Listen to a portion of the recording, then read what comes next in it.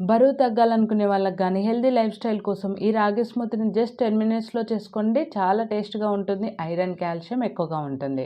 దీనికోసం 1½ టేబుల్ స్పూన్ల రాగి పిండి, కొద్దిగా వాటర్ వేసుకొని ఉండలేమి లేకుండా కలిపి పక్కకు పెట్టుకోండి.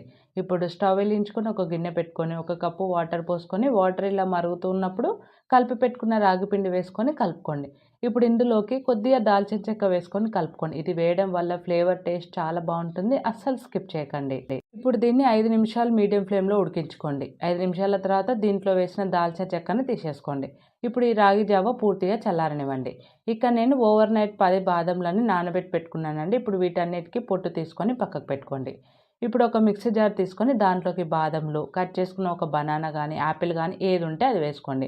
1 టేబుల్ స్పూన్ ఫ్లెక్స్ సీడ్స్ కూడా వేసుకొని ఇందులోకి మనం ప్రిపేర్ చేసుకున్న రాగి జావ వేసుకొని మెత్తగా ఈ విధంగా స్మూతీ లాగా మిక్సీ పట్టుకొని గ్లాస్లోకి తీసుకొని బాదంతో గార్నిష్ చేసుకుంటే రెడీ.